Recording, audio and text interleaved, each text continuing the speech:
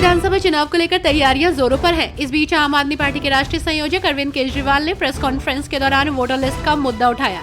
अवध ओझा का vote Delhi transfer नहीं हुआ है। केजरीवाल ने कहा है कि दिल्ली के चुनाव आयोग ने 2 बार आदेश जारी किया है। जो वोटर अपने वोटर कार्ड में गलतियों को ठीक कराना चाहते हैं, ट्रांसफर वोटर की तारीख क्यों बदली गई, आज हम चुनाव आयोग से मिलने जाएंगे। दूसरा मुद्दा है, भाजपा सांसदों के घरों से 20-30 नए वोटरों के नाम गए हैं। उत्तर मध्य मुंबई लोकसभा सीट से कांग्रेस सांसद वर्षा एकनाथ गायकवाड़ ने महाविकास अघाड़ी की चल रही अनबन की खबरों पर सफाई दी। वर्षा गायकवाड़ ने कहा कि संजय राउत ने अपना पर्सनल ओपिनियन दिया है और उसके पहले अंबादास दानवे ने भी अपनी पर्सनल ओपिनियन दी है। अलायंस के बारे में जो भी फैसला है वो पार्टियों के वरिष्ठ नेता करते हैं और हमारे यहाँ वो जिम्मेदारी मल्लिकार्जुन खड़गे और राहुल गांधी की है। प्रधानमंत्री नरेंद्र मोदी ने आज जम्मू कश्मीर के सोनमर्ग में जेड मोड़ सोनमर्ग सुरंग का उद्घाटन किया। ये सुरंग श्रीनगर कारगिल लेह राजमार्ग पर स्थित है और पर्यटन और रणनीतिक दोनों ही दृष्टि से अत्यंत महत्वपूर्ण है।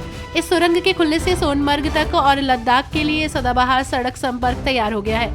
कश्मीर में कड़ी सुरक्षा है। बीजेपी के राष्ट्रीय प्रवक्ता शहजाद पूनावाला ने इंडिया ब्लॉक पर तंज कसते हुए कहा कि वे फोटो के लिए एक साथ आए, लेकिन उनके पास नेता नीति या इरादा नहीं है। उन्होंने कहा, भारत गठबंधन परिस्थिति पर आधारित गठबंधन था, एमवीए अब महाविकास अघाड़ी बन गया है। आप और कांग्रेस ने भी दिल्ली में अपनी राहें अलग कर ली हैं। बंगाल में भी टीएमसी और कांग्रेस साथ नहीं थी। उत्तर प्रदेश में भी समाजवादी पार्टी ने कांग्रेस को सीटें देने से इनकार कर दिया।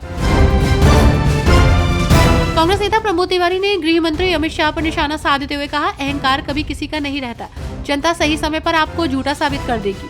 आपकी भविष्यवाणियां गलत साबित होंगी। पहले आप अपना घर देखिए। जहां तक हमारा सवाल है तो इंडिया गठबंधन पूरी मजबूती के साथ बना है। देहरादून में अग्रवैश्य संस्थाओं की ओर से आयोजित एक शाम मुख्यमंत्री के नाम कार्यक्रम का आयोजन किया गया। कार्यक्रम में सीएम पुष्कर सिंह धामी भी शामिल हुए। उन्होंने वैश्य समाज के सदस्यों से भाजपा के महापौर पद के प्रत्याशी सुमित थपड़ियाल के लिए वोट की अपील की। उन्होंने कहा कि शहर में बढ़ते ट्रैफिक को लेकर भी सरकार संवेदनशील है। इस दौरान उन्होंने भाजपा प्रत्याशी के लिए वोट भी मांगे। दिल्ली की मुख्यमंत्री आतिशी के बयान पर सियासी बवाल मचा है। इस बीच सूचना प्रौद्योगिकी मंत्री डॉक्टर संतोष कुमार सुमन ने सीएम आतिशी के बयान पर पलटवार किया। सीएम आतिशी ने कहा कि बीजेपी फर्जीवाड़े से चुनाव जीतती है। इस पर सोमवार को गया में मीडिया से बातचीत के दौरान संतोष सुमन ने कहा, बीजेपी फर्जीवाड़े से तो क्या केजरीवाल जनता के आशीर्वाद से चुनाव जीतते हैं? एक जमाने में कांग्रेस भी फर्जीवाड़े से ही चुनाव जीतती होगी। बीते कुछ समय से हिमाचल प्रदेश में शिक्षा के स्तर में लगातार गिरावट जारी है। इसके लिए मौजूदा कांग्रेस सरकार पूर्व में रही भारतीय जनता पार्टी को जिम्मेदार ठहरा रही है। मुख्यमंत्री सुखविंदर सिंह सुक्खू का कहना है कि सर्वे के मुताबिक 5वीं कक्षा में पढ़ने वाला बच्चा दूसरी कक्षा की किताब नहीं पढ़ सकता। ये बड़ी चिंता का विषय है।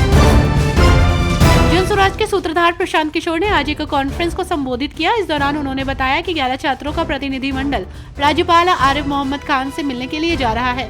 बीपीएससी अभ्यर्थी राज्यपाल से अनुरोध करने जा रहे हैं कि एक उच्च स्तरीय जांच कमेटी का गठन किया जाए, ताकि छात्रों की बात बिहार लोक सेवा आयोग और सरकार जो कह रही है उसमें सच्चाई क्या है वो जनता के सामने आ सके।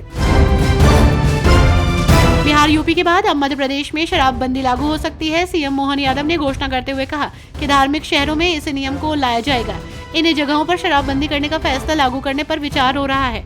उन्होंने कहा कि संतों की मांग के बाद शराबबंदी पर काम तेजी से हो रहा है।